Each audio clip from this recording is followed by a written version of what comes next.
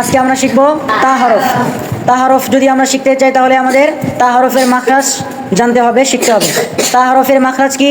11 নম্বর মাখরাজ, জিহ্বার আগা সামনের উপরের দুই দাঁতের গোড়ার সঙ্গে লাগিয়ে ত দাল তা। তা হরফ শিখতে হলে সিফাতের মধ্যে কয়েকটি বিষয়, কয়েকটি কাজ আছে, সেগুলো খেয়াল করতে হবে। 1 নম্বরে হলো তা হরফ উচ্চারণ করতে বাতাস চালু থাকবে, যে আওয়াজ বন্ধ থাকবে কি। তারপরে জিহ্বার গোড়া উপরের তালু থেকে কি থাকবে?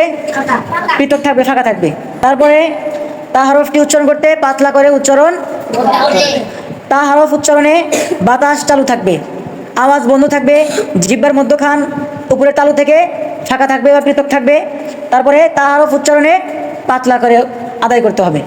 জিহ্বার আগা সামনের উপরের দুই দাঁতের গোড়ার সঙ্গে লাগিয়ে।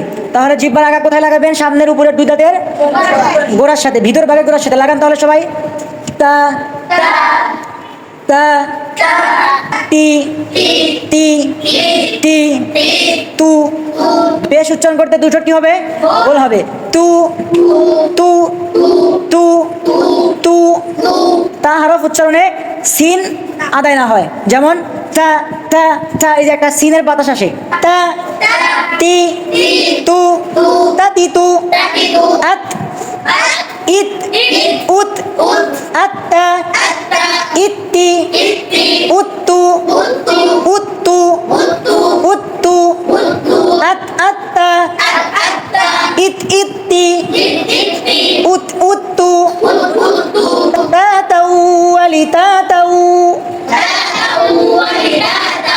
ওয়ালি তাত্তু তাতি মিনাল মুতাত্তিতাতি